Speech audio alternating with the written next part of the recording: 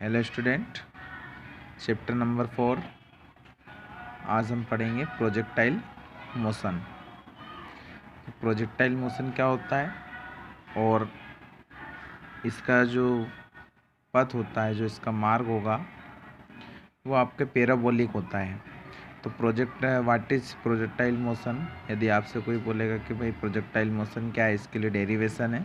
तो projectile motion when a body is throw with initial velocity in the direction other than vertical।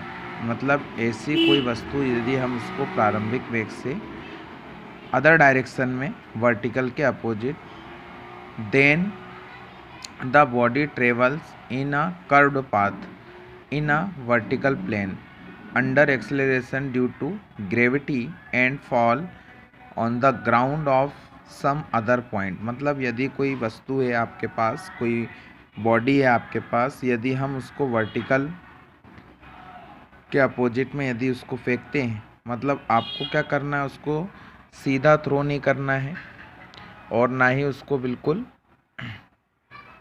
क्योंकि हमको पता है 2 axis होती है, एक हॉरिजेंटल और एक वर्टिकल। तो हॉरिजेंटल मीन्स ये, वर्टिकल मीन्स ये हो जाएगा। तो वर्टिकल में आपको नहीं फेंकना है उसको, अदर डायरेक्शन में यदि हम फेंकेंगे तो वो ग्राउंड में अदर पॉइंट पे जाके गिर जाएगी। तो इसको हम क्या बोलते हैं? Projectile motion.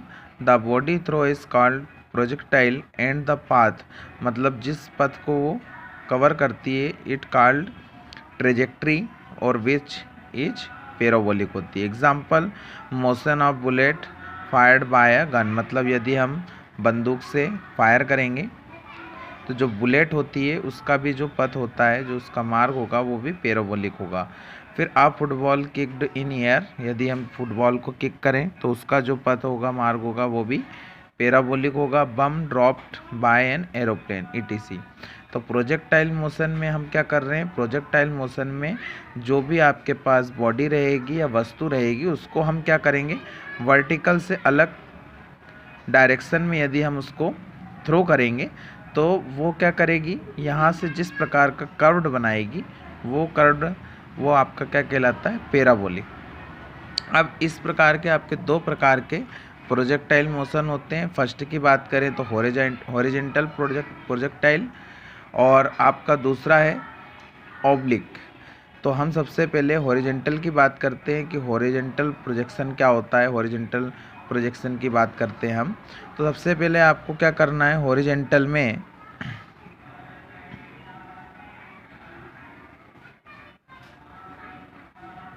हॉरिजेंटल प्रोजेक्शन की हम बात कर रहे हैं।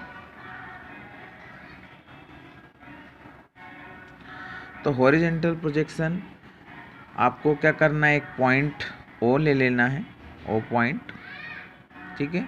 Late a projectile be project horizontal with velocity, इसकी आपको इनिशियल वेलोसिटी आपको इसकी u ले लेना है,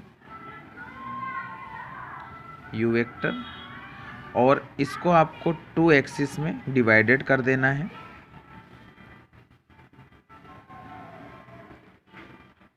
और ये आपकी जो सरफेस होगी,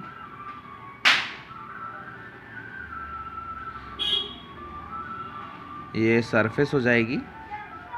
सरफेस से हम उस ऑब्जेक्ट की जो डिस्टेंस है वो h ले लेंगे, सरफेस से ऑब्जेक्ट आपने जो लिया उसकी, और ये आपकी 2 एक्सिस हो जाएंगी। एक आपकी x एक्सिस और ये y एक्सिस। तो यदि हम इसको थ्रो करेंगे, थ्रो करने पर इस प्रकार से इस डायरेक्शन को फॉलो करते हुए यहाँ पर किसी पॉइंट पे ड्रॉप हो जाएगी। अब आपको क्या करना है कि भाई प्रूफ करना है कि ये जो है आपका कर्व्ड सरफेस जो है, ये क्या है? पैराबोलिक है। तो इसके लिए आप एक पॉइंट यहाँ पर P ले लेंगे। ये जो आपकी डिस्टेंस है ये y हो जाएगी, और यहाँ से जो इसकी डिस्टेंस है वो x हो जाएगी। तो यहाँ पर हमने क्या किया है कि late x and y the distance traveled by the projectile along horizontal and vertical distance as a time। मतलब एट अ टाइम मान लीजिए कि उसकी जो डिस्टेंस है एक्स एक्सिस से वाई है, आपकी एक्स एक्सिस से वाई हो जाएगी, वाई एक्सिस से एक्स हो जाएगी, टाइम पीरियड आप टी ले लेंगे। The motion of projectile can be resolve into vertical and horizontal. मतलब आपको वर्टिकल मोशन और हॉरिजेंटल मोशन को निकालना पड़ेगा इसमें। तो सबसे पहले हम बात करते हैं कि भाई हॉरिजेंटल मोशन क्या है। तो horizontal motion, in this motion initial velocity आपको लेना है ux इक्वल टू यू ले लें आप, और जो उसका एक्सेलरेशन है दिस कंडीशन आर जीरो।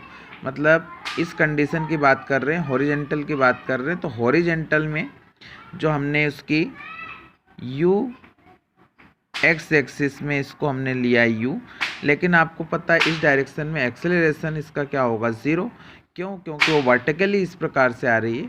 तो आपको इस कंडीशन में जो उसका एक्सेलरेशन है वो क्या होगा, ज़ीरो होगा। अब हमें पता है मोशन की जो इक्वेशन है, तो फ्रॉम इक्वेशन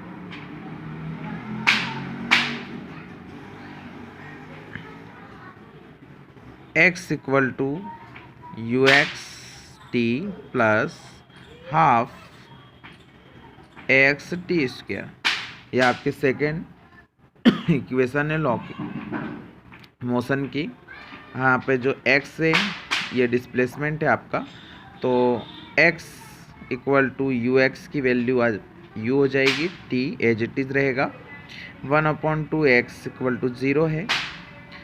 इनका अपन मल्टीप्लाई करेंगे तो ये पूरा ही 0 हो जाएगा। तो x की वैल्यू आ जाएगी ut, और यहाँ से हम उसकी टाइमिंग की बात करें तो टाइमिंग आएगी x अपॉन में u। ये आपकी आ जाएगी equation number first.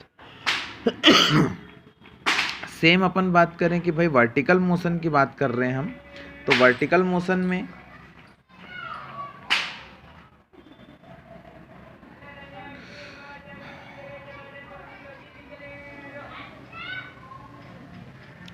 In this condition u y equal to 0 और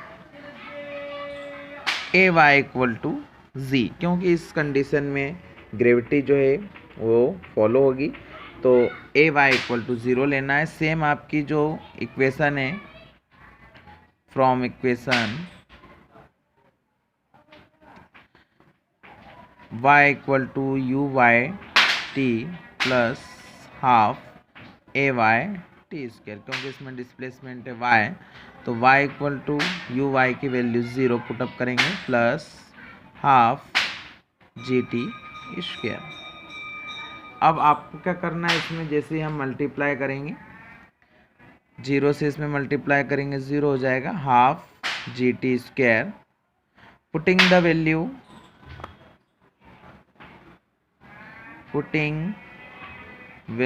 of t in equation first. तो y equal to half g, t की वैल्यू हमारे पास थी x अपॉन में u whole square, y equal to half g x square upon में u square. In this condition यदि हम हाफ जी अपॉन में u स्क्वायर इसको कांस्टेंट फील कर दें, मतलब वेयर